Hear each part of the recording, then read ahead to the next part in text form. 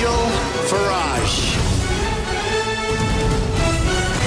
Thank you, Donald, and good evening, everybody. Well, yesterday, the great conspiracy theory was Trump, Assange, Bannon and Farage bound together in an unholy alliance, as if I was at sort of the centre of some extraordinary spider's web, all of which was linked to Russia.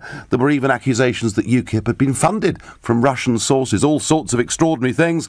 But the story rolls on because today, the special counsel in America, Robert Mueller, has laid charges against Trump's ex-campaign manager, Paul Manafort, a former business associate called Rick Gates, and a former Trump aide called George Papadopoulos. The charges, it has to be said, are pretty serious. They relate chiefly to money laundering charges.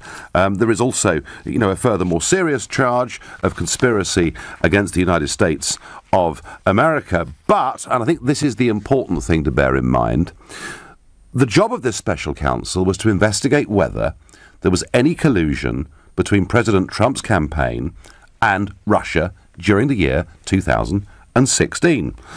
I guess the trouble is, once you've appointed a special counsel, they can kind of take the investigation off into lots of different areas, because none of the charges that have been laid against these three men, it seems to me, have anything to do with 2016 and collusion with Russia. And indeed, the indictment makes absolutely clear there is no reference at all to President Trump. There's no reference at all to the Kremlin. So I'm wondering quite what all this means. The White House Press Secretary, Sarah Huckabee, within the last hour, has reiterated this point. The real collusion scandal, as we've said several times before, has everything to do with the Clinton campaign, Fusion GPS, and Russia. There's clear evidence of the Clinton campaign colluding with Russian intelligence to spread disinformation and smear the president to influence the election. We've been saying from day one there's been no evidence of Trump-Russia collusion, and nothing in the indictment today changes that at all. But the George Papadopoulos agreement is about the campaign. It is specifically about the campaign. It has nothing to do with the activities of the campaign. It has to do with his failure to tell the truth. That doesn't have anything to do with the campaign or the campaign's activities. But it is the clearest evidence yet of ties between the Trump campaign and Russian officials. So again, there are no activities or official capacity in which the Trump campaign was engaged in any of these activities. Most of them took place well before the campaign ever even existed. So that's the White House official response. Despite that, of course, there are journalists in Washington today describing this as Trump's worst ever day. Well, to get a view on this, I'm going to go to Sebastian Gorka, Chief Strategist of the Make America Great Campaign Coalition and former Deputy Assistant to President Trump. Sebastian, good evening. Good evening, Nigel. Good evening. Welcome again to LBC. I didn't know you were such a dangerous man, Nigel. Oh, well, yes, of course, I'm very dangerous. I mean, I'm a person of interest to the FBI, and according to the Guardian Group newspapers, as I say, I am the key link to everybody involved in this, and I'm also, you'd like to know, Seb, I'm sure, I'm the bag man. I'm the guy that carries all the secret files between the President and Julian Assange in the embassy here in London. Nigel, stop it. Quiet. So, I mean, clearly, I'm a very important and very dangerous person. But I want to ask you, we've heard what Sarah Huckabee Sanders has said at the press briefing. She's making the point there is no collusion. But tell me, is this or is this not a bad day for President Trump? No, not at all. I remember distinctly being in the Oval Office a few months ago, just the president, myself, and he said they will never find anything with regards to Russia and me because there is nothing. Think about this. This special prosecutor was impaneled to look into whether Russia colluded with the Trump campaign last year. And what are the charges they brought against Paul Manafort? That 11 years ago he did some dodgy wire transfers and that he did some work for the Ukrainians. So it's classic case of a massive mandate. They dig and dig and dig until they find something. No connections to the president, no connections to the election, no connections to his campaign. It is a literal witch hunt. But again, it's what the establishment does. When we found out last week, Hillary's campaign paid $12 million for the dodgy dossier of completely fabricated things about the president, they had to find some kind of response, and this is a distraction. And so is there any possibility of Hillary, because, I mean, we're not just talking about that, but there was also some talk about a uranium deal that was done with the Russians some years ago. Is there any chance of the boot being on the other foot and her being looked at? I think this is the beautiful irony of it all, when they realize they need an excuse for why Hillary lost after spending $1 billion to defeat President Trump. They needed an excuse, and they came up with Russia, and now it's come to bite them on the backside. The fact is, the Clinton Foundation received $140 million from the Russian interest that bought 20% of America's uranium when she was the Secretary of State who had to okay that deal. That makes Watergate look like a little spat in a kindergarten sandpit. So, yes, they will rue the day. They will rue the day when they mention the word collusion and Russia. You may be right in the long term, but in the short term, I know what CNN is saying. I know what the New York Times front page is going to say tomorrow. You know, they're going to say that it doesn't prove that Trump himself was directly connected, but the people that work for him had interests in that part of the world and behaved badly. And you know it's coming, and I know it's coming. And I just wonder, in terms of the president himself, you know, we've got this special counsel because he fired somebody quite important, didn't he? Yeah, he did. And he fired James Comey, who was the director of the FBI when that uranium scandal was being investigated, and nothing happened. And that dodgy dossier was briefed by James Comey to the president. Within minutes, he leaked it to CNN, and that's why we have a special prosecutor today, whose name is Robert Mueller. And this is where it really stinks to high heaven. Robert Mueller is best friends with James Comey. This is the old boy network, Nigel. This is the old boy network you fought against so valiantly with regards to Brexit and UK's independence. So this is just par for the course, but we're used to it, Nigel, and so is the president. Yeah, yes. I mean, the fact they know each other doesn't necessarily mean that they're colluding, of course, and we have to be fair and balanced on that. But I put it to you, Seb, perhaps one of the worst mistakes Donald Trump has made as president was sacking James Comey, because that's what's led to a special investigator whose brief, it seems, can go way beyond its original remit. Yeah, look, I think James Comey should have been fired on January the 21st, Saturday morning at 8 a.m. He is an individual who has put himself before law enforcement again and again and again. He's a grandstander. He's admitted in front of Congress to deliberately leaking his official documents to create the kinds of situation we're in today. So, yeah, I don't think it was a mistake at all to fire him, but he should have been fired much, much earlier. OK, well, I'm not so sure. You know, maybe you're right, but it does seem to me that his firing has led to this situation in which you've got a special counsel marauding virtually wherever he wants to go. I mean, some of these charges actually go back to the year 2006, and that on an inquiry that's supposed to be centred on 2016. In your view, where does this story go next? I think, you know, they will... look, if Manafort's done something wrong, then he should be prosecuted. A jury should decide on his guilt and his punishment, and that should be, you know, seen to be done properly and in accordance with the law and order.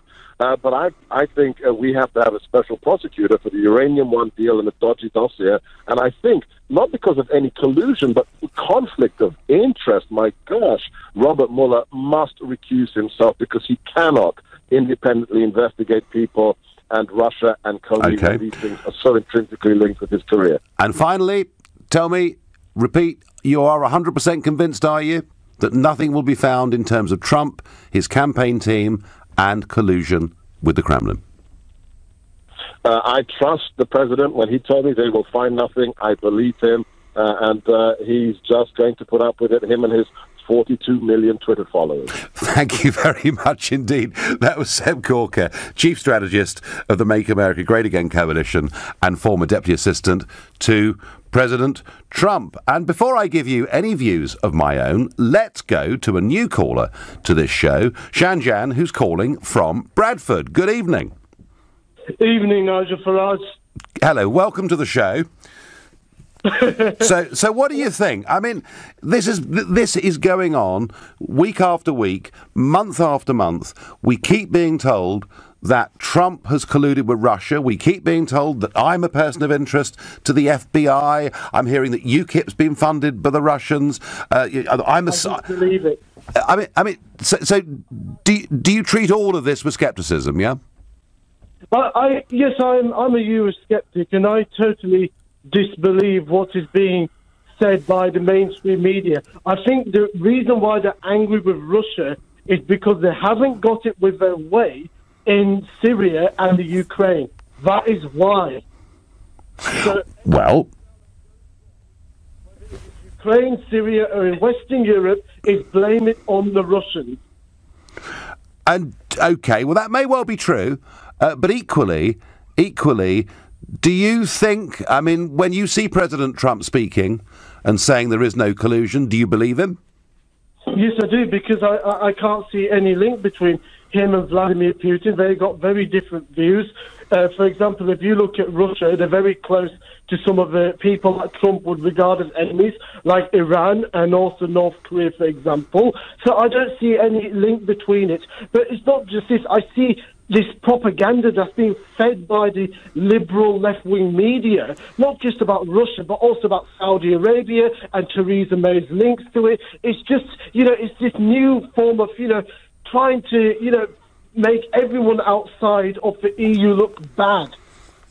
Well, I tell you what it is, Jan. Behind all of it is there are vast parts of the establishment on both sides of the Atlantic that simply cannot comprehend that in 2016, the darkest year of their lives, Brexit and Trump happened, and there must have been a reason for it. It must have been Russian collusion or lying in the case of the Brexit campaign, and they are desperately scrambling around for reasons to justify why they lost. Jan, new caller from Bradford, thank you. In a minute, I'll tell you what I think, but right now, you're listening to The Nigel Farage Show, exclusively on LBC, and it's 7:15.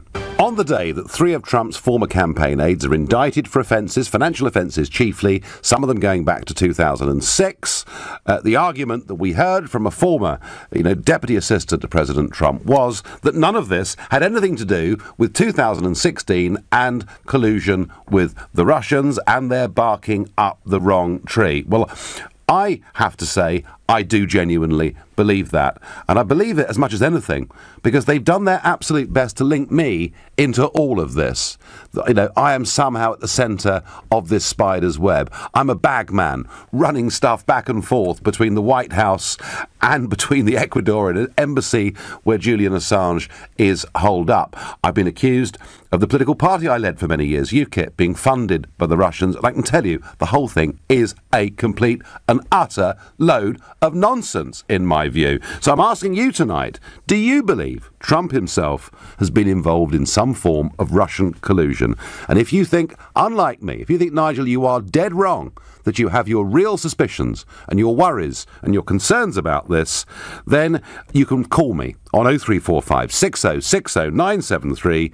You can text me on 84850. You can tweet me using the hashtag Farage and LBC at LBC, and you can watch me live on Facebook and comment there too. Nigel, you are spreading the Trump disinformation campaign. Well, give me some evidence to the contrary, please. I don't believe President Trump has had anything to do with Russia. I think he's just being targeted, says Kathy. I wouldn't touch Trump with a barge pole. And if you have any integrity left, you should distance yourself too, Mary advises me. Mary, I'm not asking you whether you like Donald Trump or not. I'm not asking you whether you approve of the fact that I went and supported him in his campaign, and looking back, him versus Hillary. And by the way, my initial tweet today when I heard who it was that had been indicted, that I was very surprised that it wasn't Hillary, because her links to Russia appear to be very strong indeed. In fact, much stronger on the evidence we can see than that of Trump or any of his associates. But Mary, I'm not asking you today whether you like him or like me. I'm asking you whether you actually believe there are serious grounds to believe that he did in some way collude in that presidential campaign, or whether this is frankly becoming a witch hunt from the left in America, who simply can't face up to the fact they lost in the elections. And I thought it was very interesting that 93-year-old Jimmy Carter, former president of the USA, probably the most left-wing of all the modern-day American presidents. Very interesting that Jimmy Carter said never in his life had he seen a US president being given such a completely unfair run by the media in America, and that every attempt was being made to stop Trump from doing his job as the 45th president of the USA. And I thought, when that came from Jimmy Carter on the left of the Democratic Party, I thought, well, do you know what? At least there's some decency there. The problem is that Hillary, my friend, but Hillary and her acolytes still believe that somehow for her to have lost, something extraordinary, something illegal must have happened, rather than recognising that Obama, and this is, by the way, what Jimmy Carter said, that Obama didn't deliver for 8 years and Hillary was an unappealing candidate. And that, I think, is the truth of where we are. But hey, come and take me on. Tell me I'm wrong. That's what we do here on the Nigel Farage Show on LBC. Mohammed is calling me from Oxshott. Mohammed, good evening. Hi, good evening, Nigel. Nigel, always good to speak with you again. Just putting my cards on the table right up front. I'm not one of your biggest fans. I'm probably one of the biggest loathers of your crony, Mr. Trump. Right. And if you are going to get commentators on, please do us all a favor. Don't get failed party hacks like Seb Gorka. I think you're just lowering the standard of good commentary that you've otherwise provided in the last 5 minutes. Well, Mohammed, the point about Seb Gorka is that, he was working there, literally next door to the Oval Office. He knows the president well. Now, we know, Mohammed, that he believes in what the president says. But I did want to quiz him about the sacking of James Comey, and I actually think that Seb Gorka is wrong on this. I think it would have been better for Trump to have lived with Comey as the FBI director, to have accepted he was imperfect. I think the sacking of Comey is what has led to this special investigation, Mohammed, which could go anywhere. So, I wasn't getting him on to say, Seb, I agree with everything you say.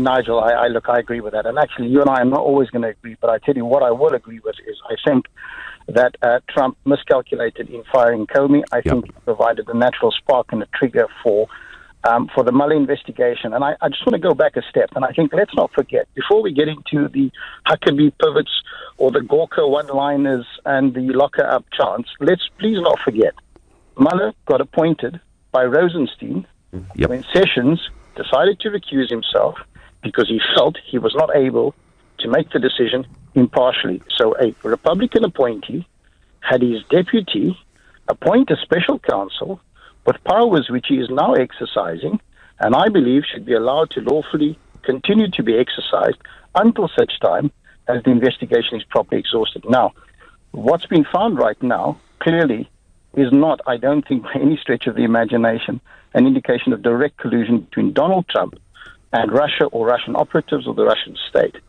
What it is circumstantial.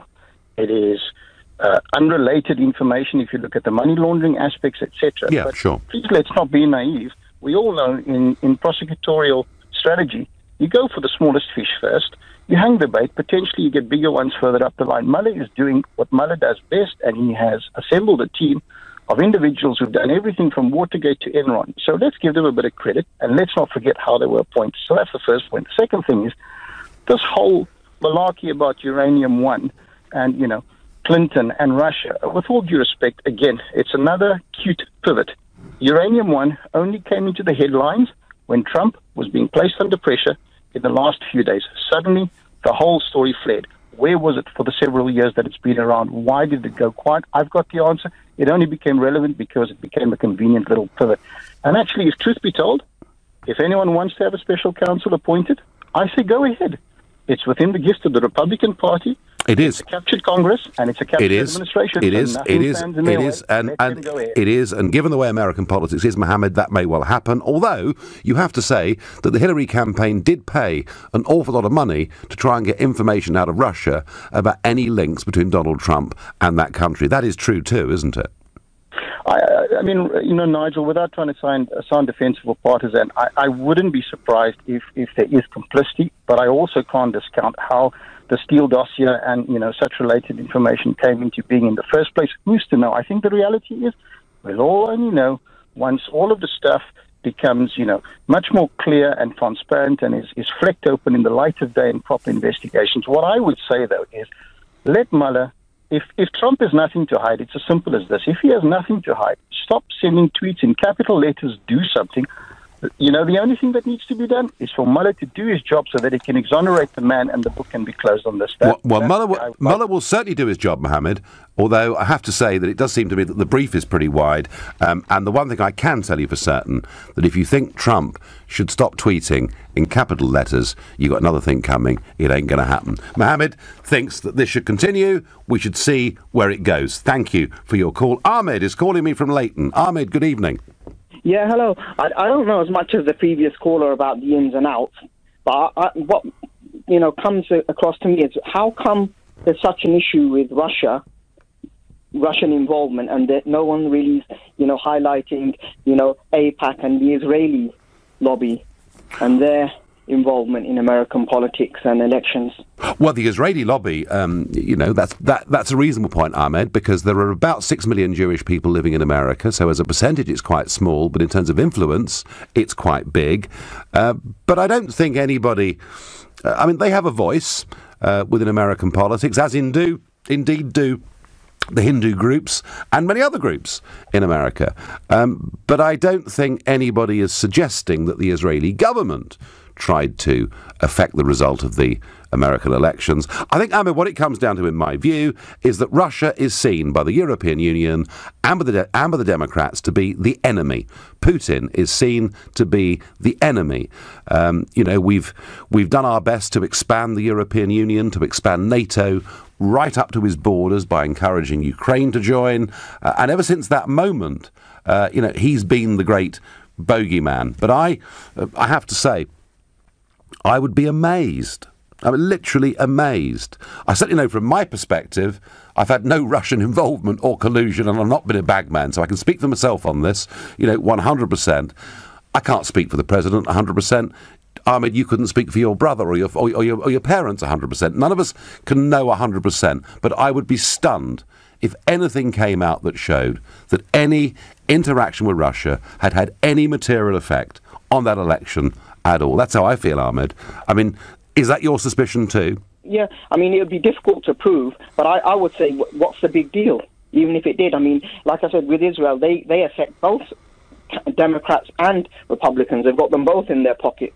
Well, in terms of money and influence, yeah, they are a very powerful lobby. And Ahmed, actually, America's interfered in elections all over the world for decades. There's a slight sort of degree of hypocrisy about all of this. Ahmed, new caller from Leighton, I thank you. He makes the point that there are other very powerful foreign lobbies in the United States of America, and the Jewish lobby, with its links with the Israeli government, is one of those strong voices.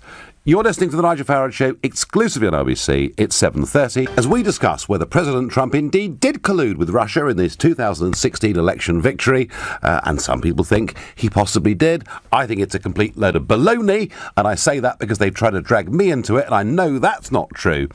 But as we've been discussing that, and as Washington, D.C. has been focused on that, today in Brussels, well, there's been a little visitor group turned up today to see Monsieur Barnier, the chief negotiator. And I wonder who wandered into his office today. Well, we had the ex-Liberal Democrat leader, Nick Clegg, the Labour peer, Lord Adonis, and veteran Europhile Tory Ken Clarke. And they went in today for talks with Monsieur Barnier and the European Union Economic and Financial Affairs Commissioner, Pierre Moscovici. We're told that these were not formal Brexit talks. Well, how could they be? Because these people aren't part of the government. But it's amazing, isn't it? We've been told that all these meetings were requested by the people who were coming to see Monsieur Barnier. His door is always open. Well, do you know what? I've had enough of him trying to divide and rule our country. It started off with the SNP. It started off with the leader of the Welsh Assembly. It started off with Mr. Corbyn. And now anyone that wants to stop or halt Brexit is welcome to go in and see Barnier. I think there's collusion afoot, genuine collusion afoot, between the people who support staying in the European Union and Monsieur Barnier. I genuinely do. Maybe we need a special counsel and a prosecutor to investigate all this. Anyway, I've had enough of this never-ending stream of Europhiles going to see the man who is tasked with negotiating Brexit. So, if you go to lbc.co.uk, you will see that I've just written a letter, which is there, up on the website, and I'm basically saying to Monsieur Barnier that you're conducting a never-ending series of meetings with political leaders on the issue of Brexit. And I want to make a request. As leader of the party UKIP, which won the European elections of 2014, I want to have a meeting with you. You are too busy listening to a group of people who wish to stop or delay Brexit. I want to come and speak for the 17.4 million who did not vote for a transition deal or any further delays and whose resolve is getting stronger. I look forward to hearing from you. So let's see what happens. Surely, if Nick Clegg is given the red carpet treatment, the least they can do is give me a glass of Perrier and listen to what I have to say. We'll find out. The other thing today that struck me a little bit was the Labour MP for Huddersfield, Barry Shearman, and he has said that better educated people voted to remain in the European Union. He argued that nearly all the university towns voted Remain in the June 2016 Brexit campaign, and Tory MP for Pudsey, Stuart Andrew, has accused him of snobbery. Mr. Shearman, of course, nearly all of the university towns voted Remain, because that's what they're being taught, and we discussed this yesterday. That's what they're being taught in schools and universities, and that is their universal view. I'd also point out to you, Mr. Shearman, that just because somebody goes to university doesn't necessarily mean they're better educated in life to make a decision about what's right for the future of the country. And I think your comments are pretty insulting, especially to your electors in Huddersfield who voted Leave. I guess you must be planning to retire at the next election, is all I can think. Back to the subject. Paul Manafort and two others have been indicted on charges by the special counsel who is looking into any potential collusion between Russia and the Trump campaign in 2016. No accusations like that have been made. Financial transgressions are what they've been indicted on. But I'm asking you, do you think Trump colluded? And if you do, why do you think that? I'm going to go to Stuart in Putney. Stuart, good evening. Good evening. There's a couple of questions. There's a couple of points. First thing is that Hillary got more votes, a lot more votes, before you say there's been a sea change. In California, yeah. Well, in the country. Well, Stuart, they have an electoral college system, and Trump won it by a very big margin, all right? So let's just move on from that.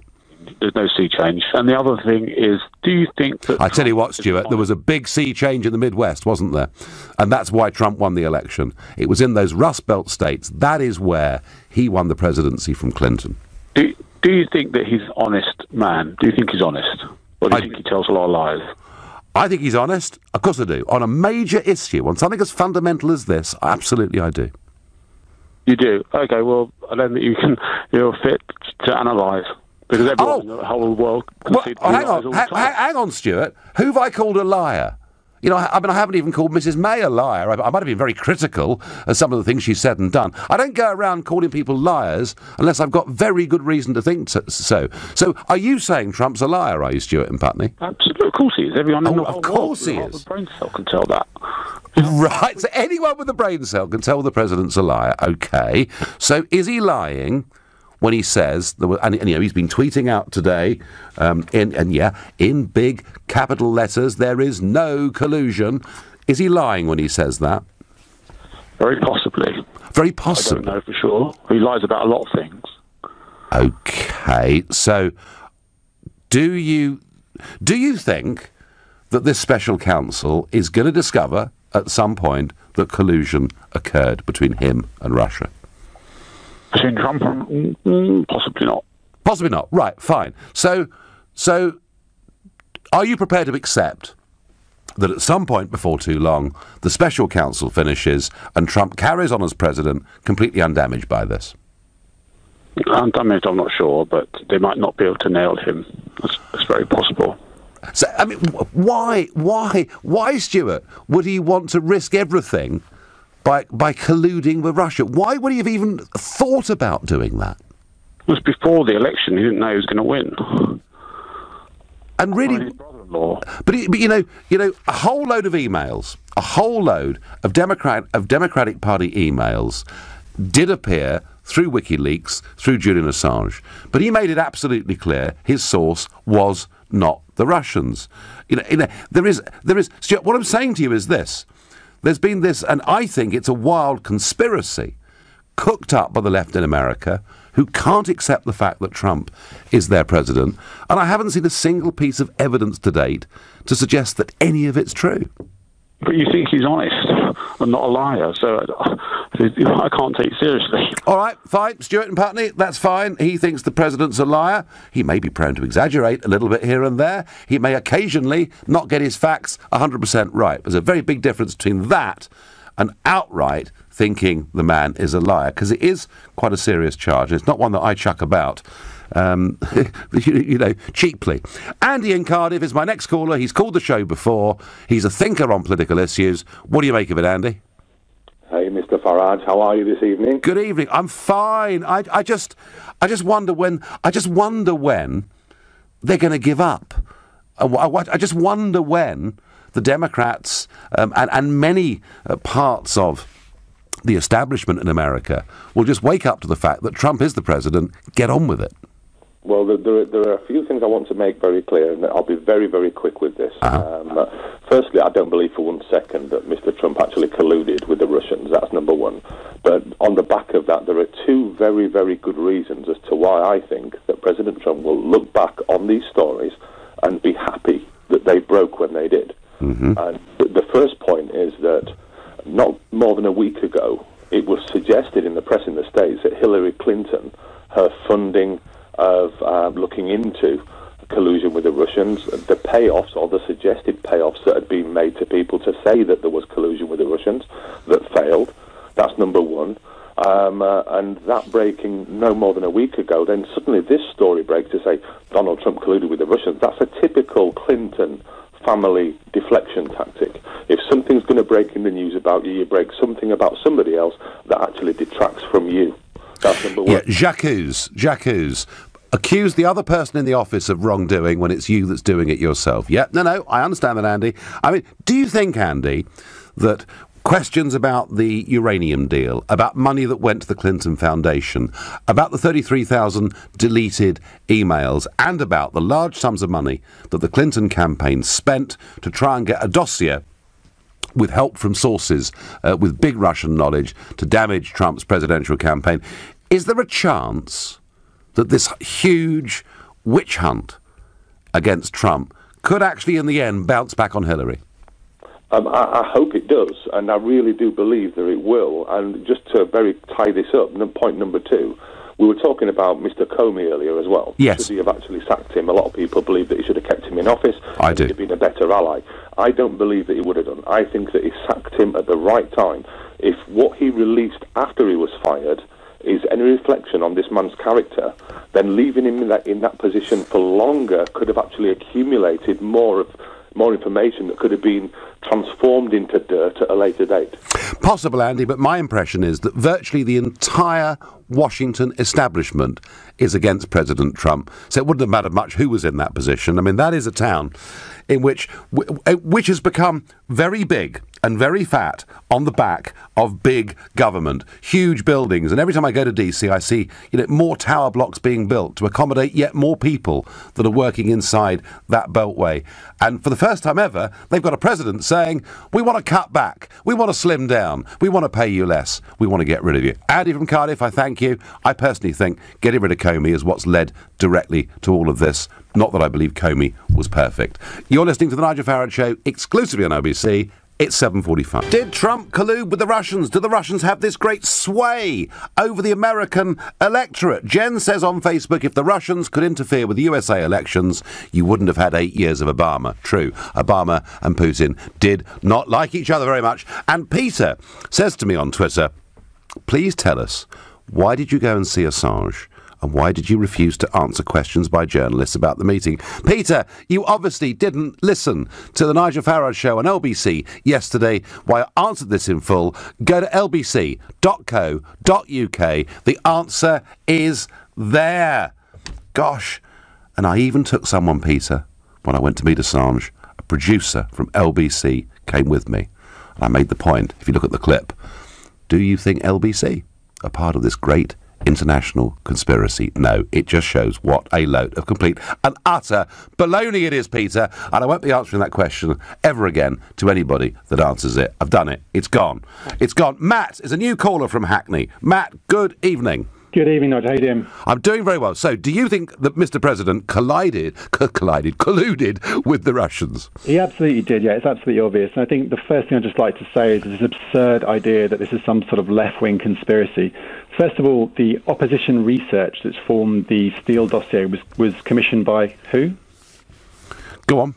Well, it's the cop. It was a Republican in a primary challenge, and then you carry on. You think, okay, so who's James Comey? Is James Comey a Democrat? No, he's a Republican. And Mueller, combat Marine turned lifelong Republican. This isn't some sort of left-wing conspiracy. Is it? No, this is not just about a left-wing conspiracy. If there is a conspiracy against Trump, it's an establishment conspiracy. And that's a very different point. You know, I've said earlier, Matt, that Washington doesn't like Trump, and that is certainly true. But look, tell me, why do you think he colluded with Russia? Why would he have colluded with Russia? What was in it for him, Matt? Right, Nigel. So we're clarifying that together, are we? It's not a left-wing conspiracy. That's correct. It's an establishment conspiracy. It's an establishment conspiracy. The left are the loudest in shouting, but actually there are many within the Republican Party who still cannot stomach Trump as their president. Of that, there's no doubt, and that's why you saw in the Republican Party never Trumpers during that election campaign. So just on this point, so I mean, just a question about collusion. You have to think about the people who have actually admitted collusion already within the Trump team. So Mike Flynn's lawyers have already had a public letter saying that he'll turn state's evidence against Trump. He was Trump's national security advisor. How do you explain that? No, hang on. This is slightly different. This is rather like saying, I drank a large vodka last night, therefore I've got links with Russia. Flynn and others have had business relationships in the past with Russia that maybe they could have been a bit more forthcoming about. But that's a very, very different thing. To say you've had links with Russia, I mean, virtually nobody in international politics has not had meetings with Russians at some point in time. Jeff Sessions, the Attorney General, met the Russian ambassador a couple of times at cocktail parties, but couldn't quite remember whether he had or what his name was. There's a huge difference, Matt, I put it to you, between that and actually plotting and colluding. Jeff Sessions lied under oath many times about meeting Kislyak, so that's Matt, I honestly, if you said to me, how many times have you met the Polish ambassador? And I had to swear under oath, I almost certainly would not tell you the truth.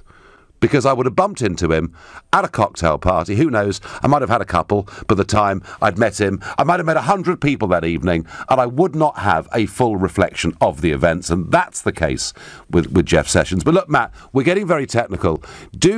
How do you think, and you believe there was collusion, how do you think Trump benefited from the collusion that you believe in? Okay, so if you look at, say, for instance, the third indictment, that's come to light today is George Papadopoulos, right? Yep.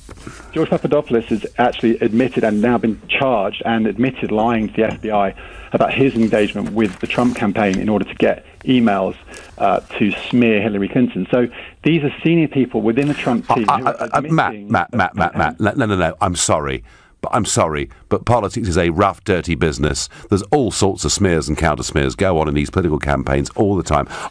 You seem to know the subject, to know your own mind very clearly. How exactly was any collusion going to help Trump get more votes? Well, of course it will, because they're going to get the dirt on Hillary they asked for. Don Jr., let me ask you this then. Hang on. But Hillary spent a fortune trying, $12 million, it's alleged, trying to get on Trump and any links he may have had with Russia. So you could say they're both as bad as each other. I would accept that in campaign terms, that both campaigns are as bad as each other. A comment that was made about the referendum campaign too. But this charge of collusion is one that suggests that somehow Trump got some material electoral advantage through working with the Russians. And I just, Matt, do not see that for the life of me. Let me finish? Go on. So, Jeff Sessions met Kislyak at the Mayflower Hotel and agreed policy changes on Ukraine and about funding rebels in Ukraine. That was the agreed deal. That was the quid pro quo. What they got in return, and that's what Don Jr.'s emails proved when he lied several times, that they wanted dirt on Hillary, and that's what they got with the meeting with the lawyer in Trump Tower. There's absolutely no way they didn't collude. And if you look at Papadopoulos, he's actually admitted to the FBI that he lied to them about, and exactly about what. And if you actually read the indictments, because I have read the indictments, it actually states that he emails the Trump campaign with all the details about what's going to happen with the emails. There's absolutely no question about whether they colluded or not. The question is, will they get away with it? And the answer is probably not. And Trump knows it, which is why he's sending out tweets like, somebody do something, because he's panicking. Jeff Sessions has recused himself. Well, why would Jeff Sessions recuse himself if he wasn't guilty? If Trump had got valuable information, then Hillary would have been indicted already, wouldn't she? Why would Mike Flynn give a proffer letter from his lawyers to the FBI if he wasn't guilty? And he was fired for being a spy and not registering on the FARA Act. So they're guilty as sin, Nigel. You know it and I know it. And your friends like Dana Rohrabacher, they're going down. I'm sorry, Matt. You can say all sorts of things about people around Donald Trump, and why Russia? You know, it could have been Brazil. It could have been all sorts of countries in the world that these people have met with and talked about and discussed policy. That's kind of what goes on in Washington all day, every day, and through into the evenings as well.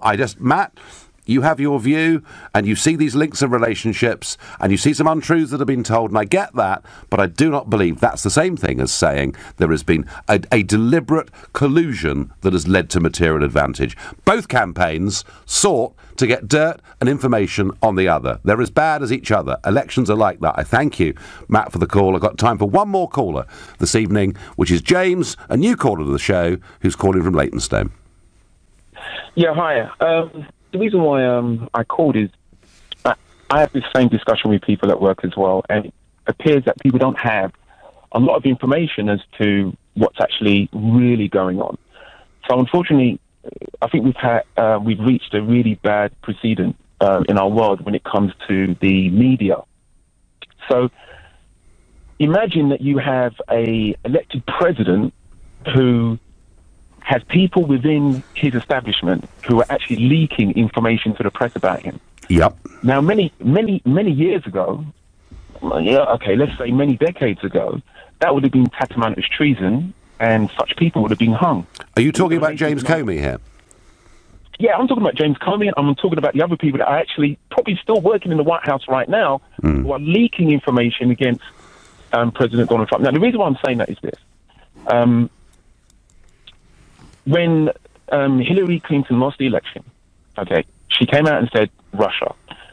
The problem is that no one has been able to establish what Russia actually did to affect the election.